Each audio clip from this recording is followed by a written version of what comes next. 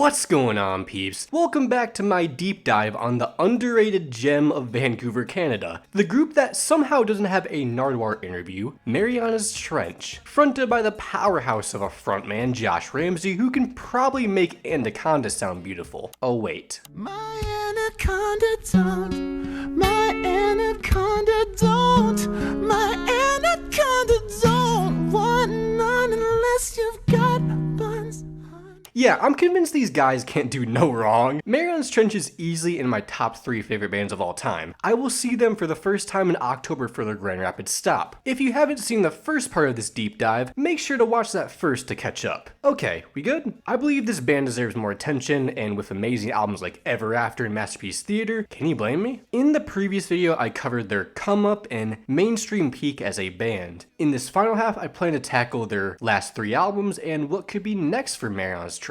Without further ado, this is still Marianas Trench, the best band you've somewhat heard of. Following Ever After, Marianas Trench was inescapable on Canadian radio stations. The charm of the band was too much to resist. Was it enough to break them to the States? Well, somewhat? You see, Marianas Trench, actually Josh Ramsay, had a major breakthrough, being a part of a song that every kid that grew up in the 2010s should know, and I mean every kid. I would be shocked if you're in your 20s and you don't know this. Do you remember the sugary global sensation Call Me Maybe? Yes, that song. You don't even need a snippet, you already know it. One of the biggest songs of all time. One thing you might not know about this song, unless you're already a fan of Marianas Trench, Josh Ramsay produced and co-wrote with Carly Rae Jepsen. Josh and Carly were under the same label, 604 Records. He had previously collaborated with her on her debut album. She was a folk act at the time, and believe it or not, Call Me Maybe was going to be a folk song until they brought in Josh, where he applied more of a pop appeal to the lyrics and of course produced the instrumental. It makes complete sense. The strings, synths, light guitar touches, and quirky songwriting. This is Haven't Had Enough if it was made by a female. The song was immediately shipped to Canadian radio stations on September 20th, 2011, with the iconic music video being released in October. It got the attention of Justin Bieber and Selena Gomez in December while they were listening to the Canadian radio stations. Bieber tweeted about the song, calling it the catchiest song ever. This led to Jepsen gaining international fame leading into 2012, getting picked up by Scooter Braun, and the single was distributed worldwide. It would begin to climb up the charts across the world, only being boosted by a viral lip dub, but you haven't heard that word in a while, of the song parodied by Big Time Rush, Ashley Tisdale, Justin Bieber, and Selena Gomez. The critically acclaimed single would go on to reach #1 across the globe, including the US. It was the best-selling song of 2012. It sold 18 million copies worldwide, and is considered to be a staple in 2010's pop. We got to see Josh go to award shows he's never been invited to before. Jepsen might have gotten more of the spotlight, but Josh likely made a hell of a bag from the song either way. He would also be featured on a big club hit in Canada, Hit Me Up, and got to write for more big stars like 5 Seconds of Summer and the label owner's band, Nickelback. If you ever wanted to hear the funkiest Nickelback song to date that sounds like Josh coming up with as many Coke references as possible, listen to She Keeps Me Up.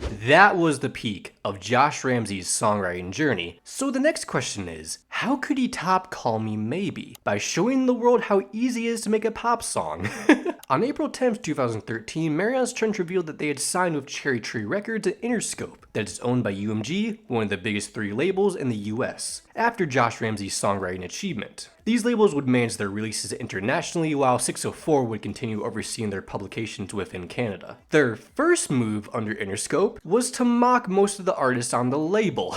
The satirical pop song Pop 101 was released on July 29, 2014. The song and video criticizes the music industry and mocks the trends and stereotypes of pop music at the time. Marianas Trench pretended to be a stereotypical pop band named Barely, featuring a typical 2010s watered down rap verse from Enemy Vice on the bridge. These features were used to score cool points for having a rapper on your song when it wasn't as mainstream at the time and acquire the attention of the rap audience. An out of place verse barely having anything to do with the song itself, just to fill in the gap. Cash money! Being an experienced writer in the industry, Josh Ramsay knows these tropes more than most and has no problem making fun of them, managing to get a platinum record off this stunt anyway. Breaking down the production pattern on the first verse, typical chord progressions, tensions grow in the mix, fade into some sub bass before hitting with the classic stop and come back effect. advancing into the 4 on the floor beat used in most club hits, incorporating Sexy Back by Justin Timberlake, and then using the same 4 chords in every pop song with harmonies and thirds. Pop songs are written to be simple and catchy, taking us to the pre-chorus, usually a brief build up to the hook that is short enough to not bore the audience, with the electro-pop styled chorus containing stereotypical phrases about partying, taking shots, and praising the DJ, referencing shots and DJ Guys Falling in Love. It further references Baby by Justin Bieber and Forever by Chris Brown for their overdone lines,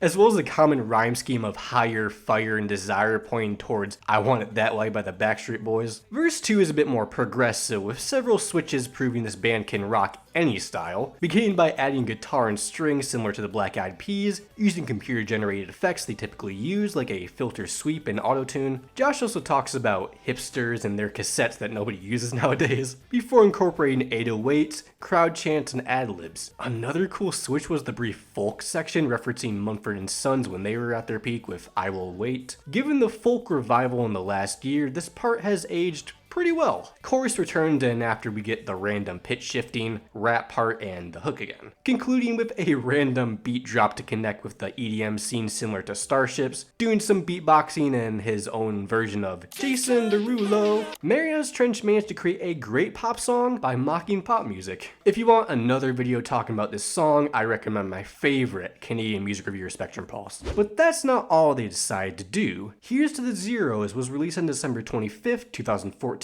Another electropop single credited amidst Ramsay's struggle to create something bigger than Call Me Maybe, beginning by describing his past, which wasn't exactly clean-cut and family-friendly as musicians are supposed to be. Get the crowd dancing before disappearing backstage to drown in your sorrows you can't display in public. The hook addresses the common question, what happened to good pop music like we had back in the day? Music is trash now. The same statement will be made 5 years later, and the same people will be nostalgic over the music they were once trashing. Verse 2 brings up auto-tune fixing every limited vocalist, MTV not playing music videos anymore, no real guitars on the radio, heck, most 2010 music is completely electronic. He also brings up people sleeping around for fame, the loss of organic music, repetitiveness, and soulless cash grabs using trendy topics. Not much has changed, and I doubt it will. Same problems, different times. These 2 tracks were supposed to be on their 4th album, but they're instead repackaged onto an EP, something old and something new, on May 26, 2015, as a thank you to fans, including 2 old songs, Primetime and Sicker Things, from that self-titled EP that weren't released digitally at the time. Feeling Small was later released to streaming services in 2024. What about that 4th album though? Why is it taking 4 years? This was an album that was incredibly special to Josh on a personal level. It was the type of release that was finished on the deadline, as the band wanted to make sure they got every detail of it perfect. Josh was going through a lot emotionally, dealing with mental health issues from fame, a temporary split from his girlfriend, and his mother's illness. It was a lot to grapple with, but it was all worth it, as Marianas Trench created what I believe to be their best album, Astoria, on October 23rd, 2015.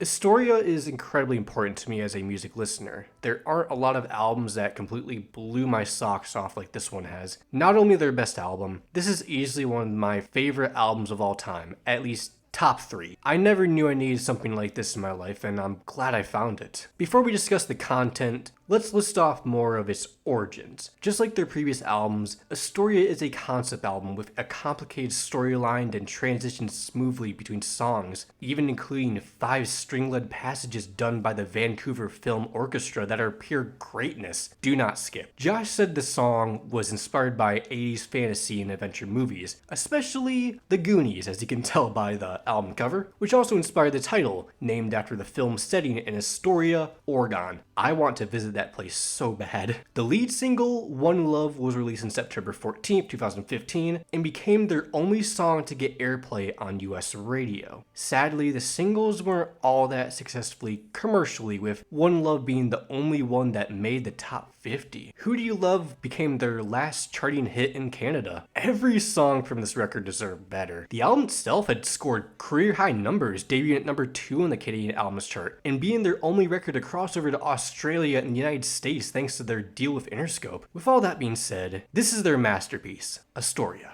Okay, where do I even start? This is just a wonderful blend of genres that push the band to their absolute limit in terms of creativity. I want to start with the singles before tackling the other behemoths. One Love was a weird choice for the lead in my opinion. I honestly think This Means War, Who Do You Love, and honestly Yesterday would have crossed over a bit better. I still think the song is amazing, it just seems strange to promote the mid-tempo pop rock ballad as the lead, accompanied by the knock of the percussion strings that fill the room with this melodic foundation of heartbreak, light electronic touches that build each section in intensity, and brief piano chords of sorrow. Production that seems simple yet just as enchanting as pop music can be. I'd recommend listening to the instrumentals for this album. Yes, they put out a separate record just for that. Truly shows how incredibly produced this thing is. The strings truly dictate the mood heading into the bridge and final hook when it all goes silent. Besides Ramsay's vocals and the strings, you can hear the pain in his voice so clearly as he's drowning in his suffering trying to get over this breakup, with those collections of screams coming from the soul. That second one is unbelievable. His bandmates claim he can sing so high because he apparently never hit puberty. Pretty funny inside joke. But as I said, this is a breakup song where Josh is beating himself up over this possibly being the only true love he'll ever get. Being so used to having her by his side and hoping so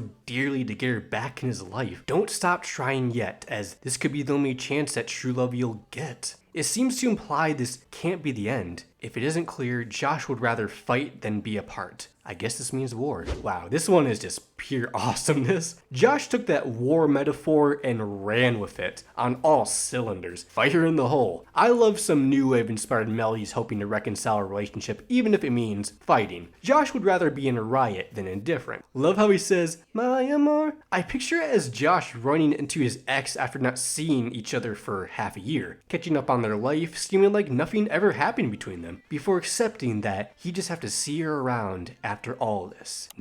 That's not what he came for. He's here to fight for their love. Despite her wanting to hang up the white flag and surrender, this crushes Josh. He so dearly wants her to open fire on him. Backed by a production that just seems catered to me at this point. That infectious guitar lick, xylophone, buzzing synths on the hook, light drum work and piano chords on the verses, with Josh delivering a confident, charming vocal performance only evident by that yeah at the end of each hook. When the fire and the whole harmonies make their way into the mix, it just makes it even better. Before Josh does some vocalizing on the bridge that is very much welcome. It's so much fun. This should have been the lead single. America would have ate this shit up. If not, Who Do You Love would have been another great option. Being the first Marianas Trench song I've heard, I have a lot of attachment to it during the worst period of my life. It serves as a reminder to be a better person to the people around you. In this case, Josh appears to address his fan base for leaving them in the dark for 4 years without an album, as he was going through a lot emotionally. It'll never happen again, right? Yeah, about that. Jokes aside, this will never fail to make me smile. Harmonies straight from heaven, warm blends of drums, xylophones, pianos, and cymbal rolls. I find the final hook to be an absolute joy, sounding like they had a whole drum line in the studio. With the video's $50,000 budget being used to give back to charities and other people they love. Now go find someone you love and give them a hug. They might need it more than you think. If you missed the symphonic pop rock, Wildfire brings it back in full force. Another powerful promotional single that upon pressing play brings me back to a time in my life. I get this warm feeling in my stomach, I don't know what it is. It displays Josh holding on tight to what's left of this relationship, being unable to tell if she is all in or not. A love he thought would always burn like a wildfire. He will burn like one if she changes her mind after seemingly wanting to try again. By the end, he seems to believe they'll work when they need each other again. Hoping to live separately for now, but their future is so bright it'll burn like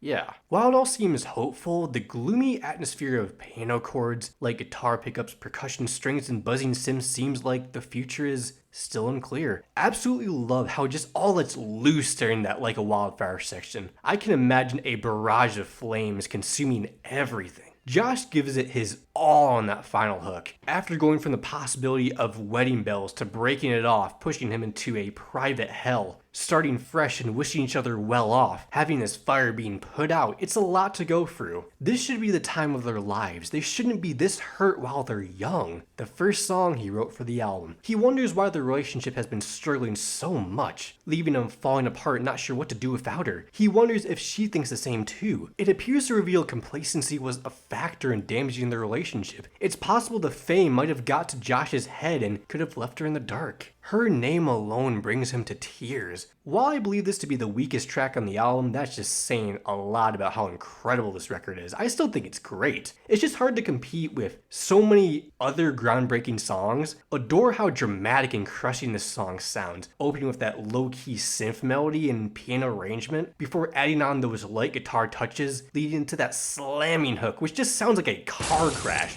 Okay, hold on, that sounds like I don't like it. I do. Tiny bit overproduced with those hi-hats, maybe? I still found it to be a crushing, powerful presentation of roaring guitars, organs, battering percussion, and whatever that screeching synth lead is. On to something more loose and upbeat, which is probably what we need after those two emotional cuts. Marianas Trench incorporates 80s swing throughout the album, especially on Burning Up, Yesterday, and Shut Up and Kiss Me. The latter is a borderline modern recreation of I Want You Back by the Jackson 5. Josh even admits out the gate that he borrowed this, admitting during the outro that he doesn't live up to the expectations of young Michael Jackson's take on this style, but it's alright for a white kid. That line is so funny. I love that this band doesn't feel the need to take themselves that serious all the time. Sure, it borrows the chord progression, piano-led intro, funky guitar riffs, and bright backup vocals. Marianas Trench does it in a way that pays respect to the legendary group and doesn't rely on the samples to make a good song. I wish the nostalgia-based songs today could do the same thing. It's nothing super deep, just wishing this girl will shut up and kiss some Walk the Moon style. Infectious fun that the whole family can enjoy. The Michael Jackson inspiration continues on Burnin' Up,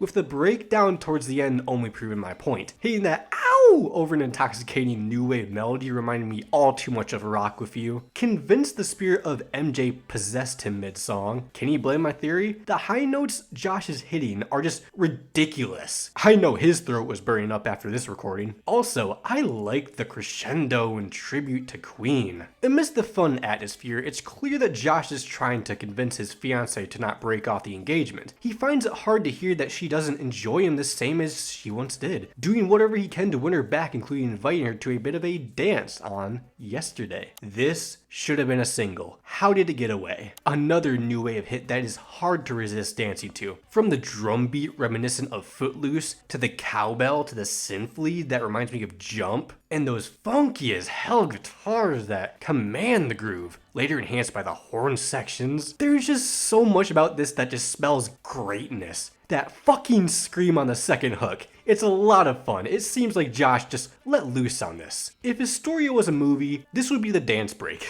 Sadly, he can't dance, but he can sing. Asking her for another chance to make up for his mistakes, being aware he's messed up a lot in the past. Don't let go of their love tonight, as by tomorrow, this could just be another bad day to look past. Tomorrow is just a day away. Now, despite this, it didn't change her mind. He has to resort to more desperate measures. It's the 3rd of October, the day they decided would have been their wedding day, on the ukulele-led Dearly Departed. This is Josh inviting her over to talk and toast to what could have been, being unable to throw away those cards they never sent out as all those plans were canceled. The most powerful moment comes on the bridge, when all the harmonies fall into place, to list out each song he wrote about her in the most poetic way possible. Masterpiece Theater, Porcelain, Cross My Heart, Stutter, Truth or Dare, Good to You, Haven't Had Enough, All to Myself, Beside You, Ever After, No Place Like Home. Every love song he ever made was about this girl. Josh wonders if he was the best he could have been for her. She meant everything to him, and even though she's gone, he still needs her. She'll always be his home, and he'll be with her in spirit, no matter what happens. The song that truly breaks me is the piano-led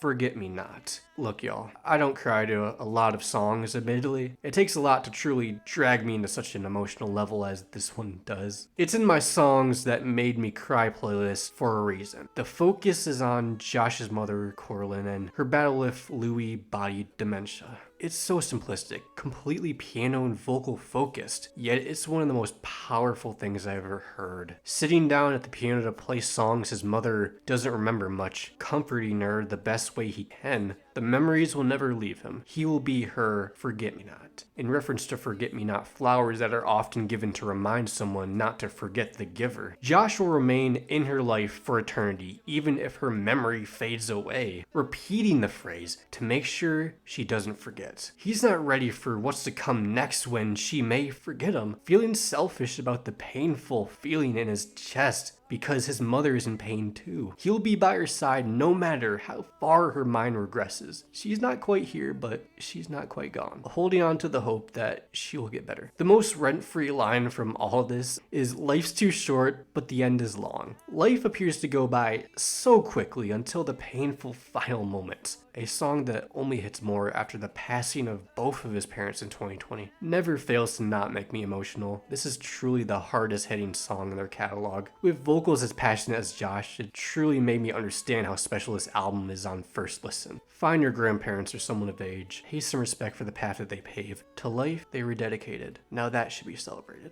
Okay, 2 more tracks that need to be discussed here. The most ambitious, most progressive songs in their entire discography, even including former members of Marianas Trench on backup vocals. The title track and End of an Era are hands down the best opener and closers I've heard on an album. There's just so much going on in the most beautiful way possible. I feel like I just get consumed in greatness when I listen to these. It's such a striking change in maturity from Ever After. Astoria is a homophone for a story. Yeah. Describing the worst point of his life, spending the first minute paying homage to 80s film scores throughout the cinematic ambient synthesizers, soft percussion, and gentle piano chords. Josh opens with a powerful vocal lead that cuts through the mix. Everything about this feels ancient, otherworldly, and special, being recorded using the same vintage production palettes those classic bands were using. It continues to evolve with more guitar additions as Josh wanders throughout the streets, saying goodbye to Ever After, accepting the star-crossed love will never work out. The drums and guitars become increasingly louder, a crisp, moving sound. From being at the top of the world during the Call Me Maybe era to falling hard following the engagement being called off, his mother's illness, leaving him hospitalized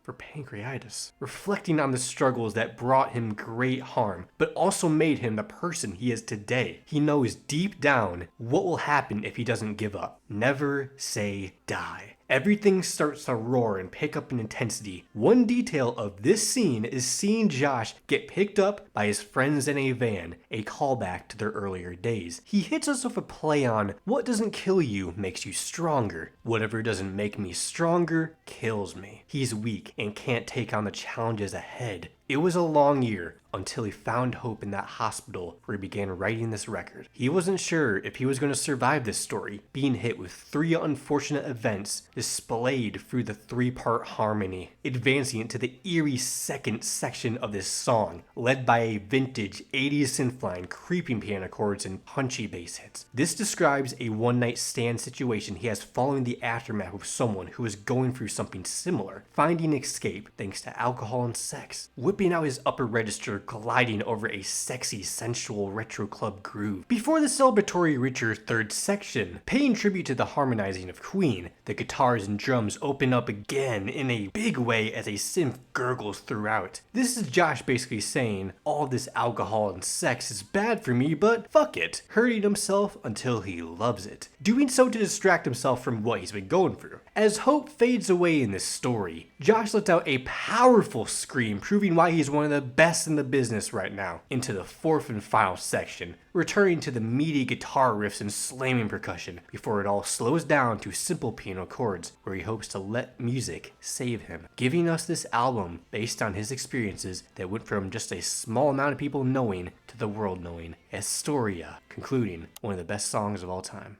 Speaking of one of the best songs ever, End of an Era is the best closer ever. How one managed to top Masterpiece Theater 3 and No Place Like Home, I don't know. It begins in harmony, struggling what to do about his off and on relationship, knowing how heartbreaking the end will be with a brief reference to Masterpiece Theater. It builds into soft piano chords, plucks and strings. He warns this story that it's about to come to an end. This is it. The future will remain unclear. He is ready to face it. He is ready to face the music. Goodbye, Astoria. Transitioning it into a violin passage passage where he admits being terrified of starting new. It's hard to admit it's over, but at this point it is overdue. Fading into the ambient dark, where out of the blue, we revisit the ever after melody. He reflects on that journey, how misconstrued he was. He feels ashamed, wishing it was easy, a callback to Low from Fix Me. This isn't the man he was meant to be by now. Returning to alibis and by now, realizing how much hell the couple went through in this story, he gave in to his mental battles, hoping to find forgiveness in the same tune as one line from Porcelain. All for one dear old friend, one that is dearly departed.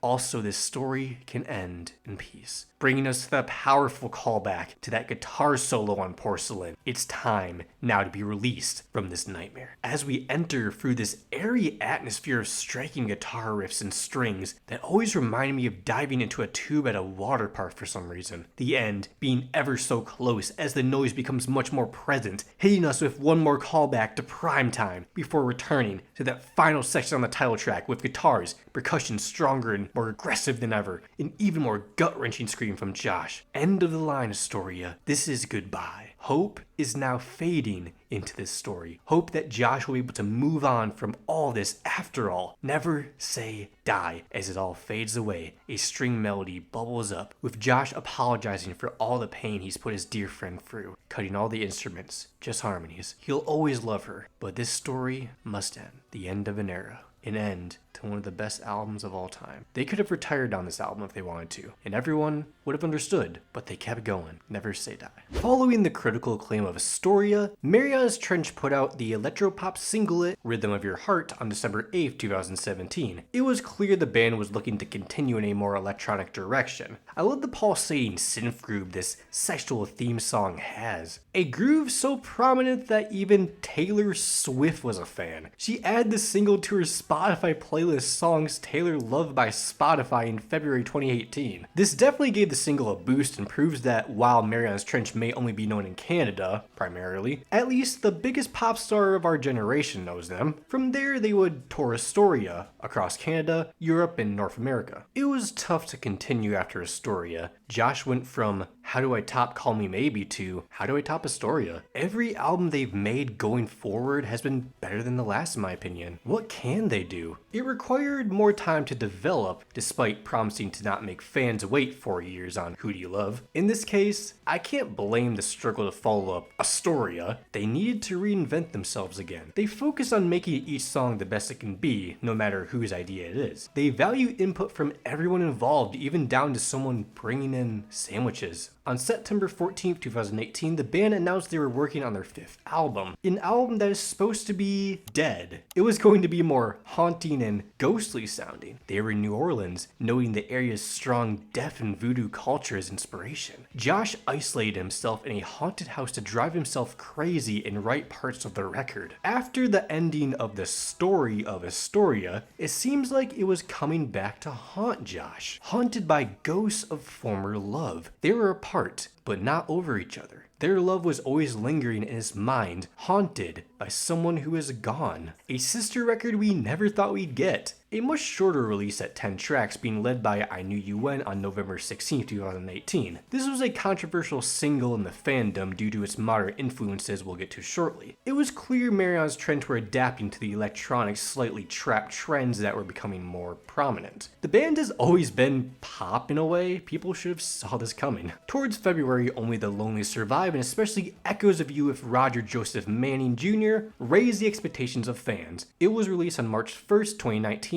promoted through the Suspended Gravity Tour, and debuted at number 4 in Canada. It sadly didn't cross over to the US in any form. Pretty sure they got dropped from Interscope not too long after that release. Unfortunate, but expected. This band is a pure art-based act. They could have dropped several records each year to keep up with the likes of Rihanna and Ariana Grande, but they wouldn't have been nearly as quality as they'd like. But after 4 years, we got Phantoms. First of all, people overhate this record. I'm someone who loves pop music, so I very much love this. Is it their best album? No. Is it still pretty great, of course. The opening a cappella, Eleonora, really sets the mood for the rest of the album. Completely packed with harmonies from the band, proving that they don't need instruments to make something beautiful. Eleonora is based on a short story by Edgar Allan Poe set in the fictional Widow's Peak, where the main character spent time with his lover and later grieved after her death. It becomes dull and lifeless, and the character expects her ghost to speak to him. This growing madness is reflected in his voice throughout the album. Even in this piece, Josh's voice becomes shaky and whispery, adding a creepy effect. Let's begin discussing the singles. Only the Lonely Survive is the pop rock they've been most known for at this point. The melodic guitar notes, the stomping percussion, clapping, commanding riffs, and strings tucked in the background, followed by an explosive vocal performance from Josh, realizing that neither he nor his lover will escape this deterioration. If he wanted to truly live, he wouldn't stay with this person. The only ones who survive a doomed love are those who are still alone and haven't found love yet. At first, he's unsure how to accept it, but eventually accepting this love will end in more tragedy if they keep going. Don't Miss Me was more of an attempt at electropop, including one of the many electronic breakdowns on the record. The sinking feeling where you're trying to convince yourself you don't miss someone while wondering if she doesn't miss you too. Some people try to raise the dead while others just try to live instead, living in the now instead of being haunted by the past. He misses her, from her taste to her face, even if he tries to fool himself into that not being the case. I adore how low-key it all is, from the soft synth plucks to the melodic vocal layering, bass hits, and bright guitar riff. Then those high notes from Josh towards the end. Oh my gosh. A mood that alone brings me back to summer nights of 2021, as the dogs destroy the entire set. Glimmer is another low-key pop rock sing-along that takes on more of a spooky, moody ambiance, led by the blunt percussion, haunting guitar riffs, and brief piano chords. When a romance burns too brightly, you can't see its spark anymore because it's overshadowed, like stars hidden by the sun's light. There appears to be a glimmer of hope in Josh's eyes that this could work out again. They've known each other for so long, just to give up on this like on I Knew You When. When you've known and been in love with somebody for years, it's hard to let it go after so long. You practically grew as people together. You know each other's every secret. You start to wonder if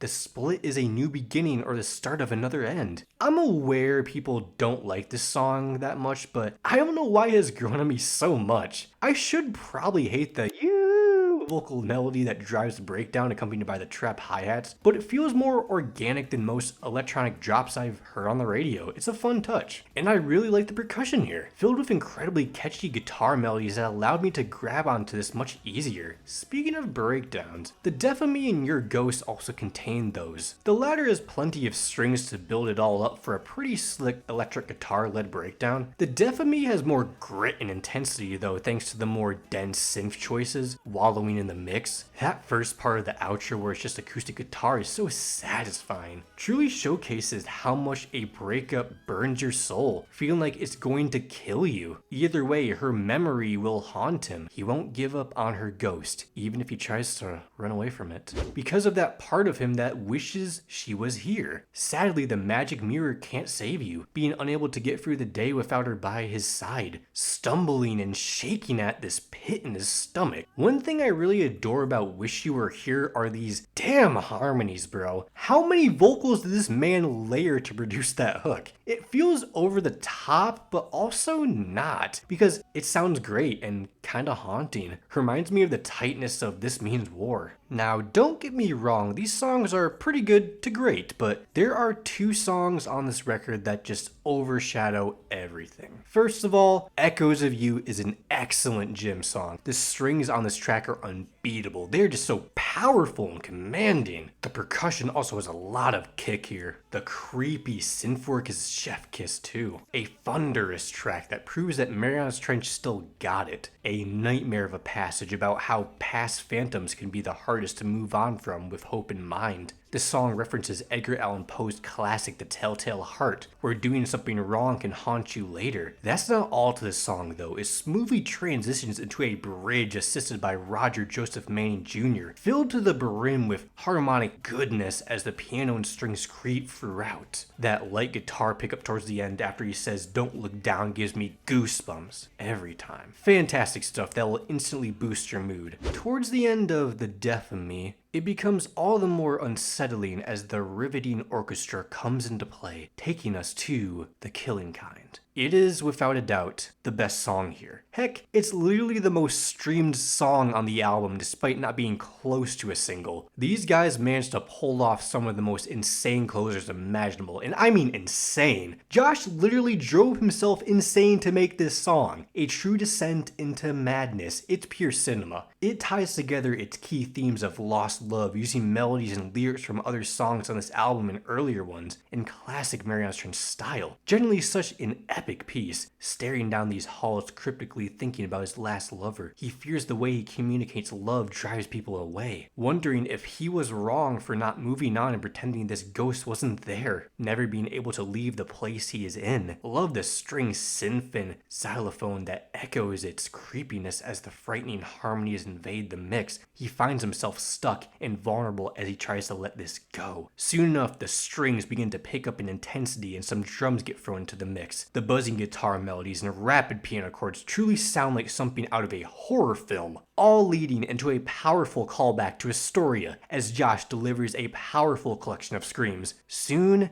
it all settles down to gentler string textures as Josh references echoes of you as this ghost lingers in the corner of his heart. A long lost love. Many people find the next section to be like a dark nursery rhyme with the character wanting Eleanor's ghost to sing to him before bedtime for the memory and for the pain as it repeats. As the strings and vocals rise in intensity, calling back to masterpiece theater through a hidden chime melody at the end, as it leads to the third section bringing the intro Eleanor back into the picture, as a guitar cries out, and Josh cries out too, trying to get the attention of his lost lover. He is losing hope of saving himself and his relationship, wanting to escape reality and embrace madness with his lover, to be together regardless. Even if the relationship is chaotic and unstable, it might be the best both can find. He decides to fully embrace it, flaws and all, and enjoy every moment, completing this journey by accepting and releasing his lover, the end of Eleanor's memory. This makes the next news pretty exciting. On March 20th, 2020, Ramsay shared a photo on Instagram of himself with longtime lover, Canadian actress-writer Amanda McEwen, announcing their marriage. It turns out that the two were able to finally work something out. Now that's the end of an era. Following Phantoms was the COVID-19 pandemic that didn't entirely help the band's momentum, as you can tell. The band became more active on social media, also releasing a music video on May 8th for Only the Lonely Survive, all filmed at home with the support of their fans. My biggest regret was not submitting anything despite being a fan at the time. After the pandemic regulations died down, the band spent most of 2021 touring Canada, performing at the Calgary Stampede and Malcolm Bowl. With all the time Josh had at home, he decided to write a boatload of songs. This collection would eventually bridge into a side project, the Josh Ramsay Show. The mission was for Josh to do a bunch of different genres he normally couldn't do under Marianas Trench. It featured other Canadian artists, including his sister Sarah Ramsay and Chad Kruger, on the lead single, Lady Mine. I will not be talking about this album in depth as it's technically not a Marianas Trench album. Overall, I thought it was really fun. Josh proved he can literally do any genre, from country on Best of Me, EDM on You and I, his best Justin Timberlake impression on Try Me that sounds oddly like Can't Stop the Feeling, harmonica solos on Lady Mine, weddingcore on Like You Do, a brief throwback to the grungy Fix Me days on Painted Faces, and funk rock on Beat the Devil. A lot of excellent highlights here, with the most personal ones being Spellbound and Miles and Miles.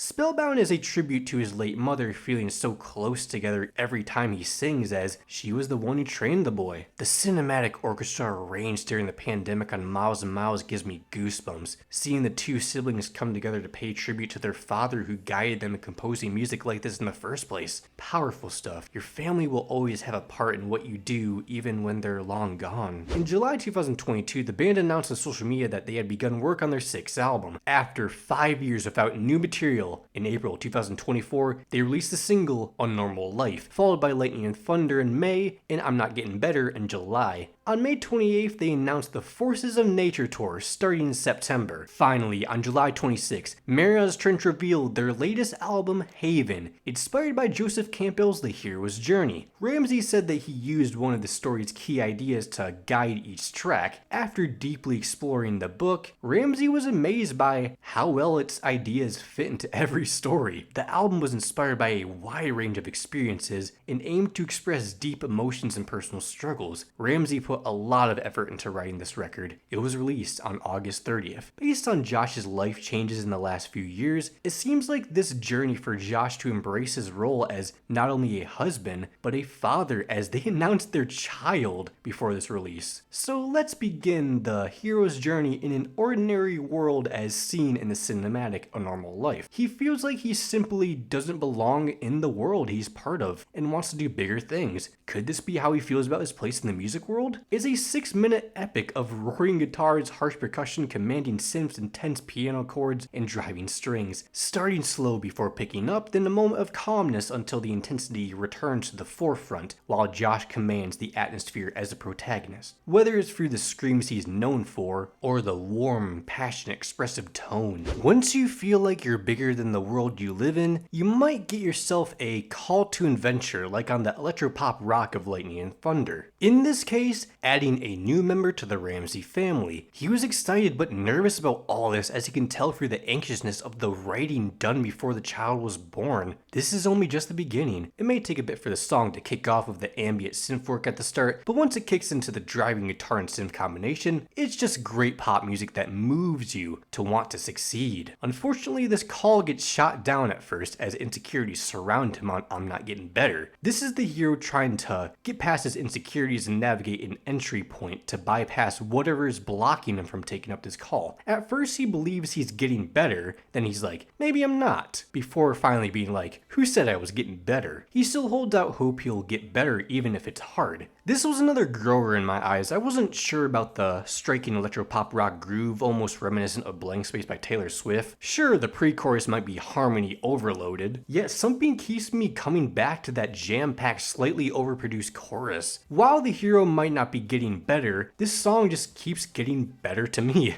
Down to You appears to be more of a fan favorite in comparison, where the hero meets the mentor. It all comes down to them. This figure provides him with some sort of guidance to assist their journey. Fun fact, this song was initially made for a TikTok until Josh started putting the symphonic rock beats together and realized, maybe I should actually use this for the album. Can you blame him? It's an unbelievably catchy, short but sweet banger with intoxicating programmed string melodies and sharp guitars. He literally made a hit on accident. It is now or never as the hero crosses the threshold, realizing this is a dream worth dying for after all. The symphonic rock with gentle synth plucks continues subtly reminding me of Anyone by Justin Bieber, especially on the commanding chorus and concluding with that welcome crescendo. It's a deciding moment for our hero, one that he hopefully doesn't regret making as he enters into the storm. Our hero is in the belly of the whale here. It's getting uncomfortable. I think that's what makes the track so powerful for me, and one of the highlights. Truly ups the intensity following a piano-led intro full of worries and hope to change. They pretty much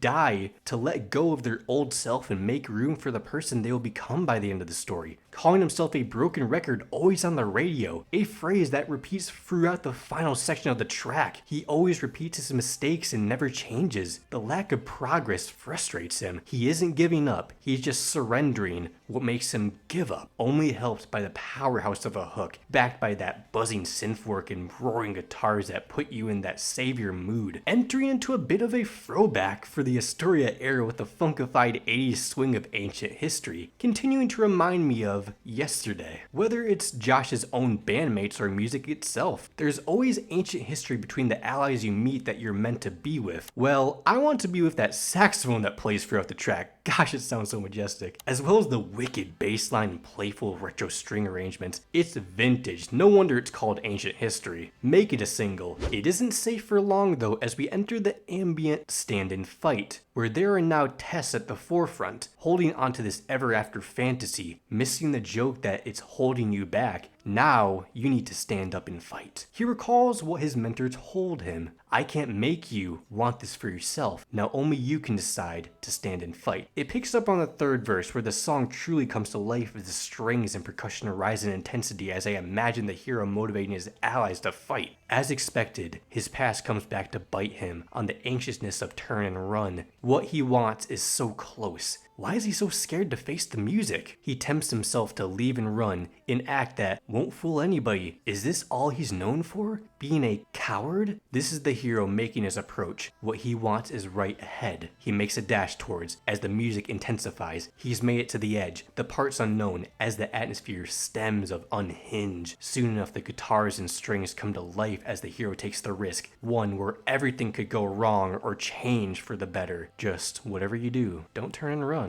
Making way for the best song on the entire project is The Ordeal, Worlds Collide. This is one of the most powerful and jaw-dropping songs I've heard this entire year. This truly had me on the edge of my seat. If this was the closer, I wouldn't have been mad. This is the hero taking on the challenge that has been haunting him for his entire life. This is how he'll escape this ordinary life, beginning with this beautiful piano melody, moving percussion that had me feeling like it was about to explode by the end. The strings and guitars come in before faking you out with that brief piano section and then bring it all back to the forefront in the most cinematic way possible. This song used to be in a movie. For a moment, the hero finds himself to be lost in the moment, unsure how to process it all. He knows that he is moving forward. It somehow gets better and even more powerful. The bridge comes around, the galloping and creeping string melodies fill the air as his vocals become ever more quivering. You can hear the horns in the background as the atmosphere intensifies. This is the battle he's been looking for, where all the worlds collide in parts unknown. Soon each part of the journey begins catching up to him, from the call to accepting it and to entering the storm. He thinks about how far he has come and he can't turn back now. It all fits together right. This is where it ends, and we are hit with a masterpiece theater callback, explicitly on the third part, where all the worlds from that album collide as well. Hearing the lines of Haven and Masterpiece Theater collide like this blew my mind and had me jumping out of my seat. He is finally accepting himself, something he couldn't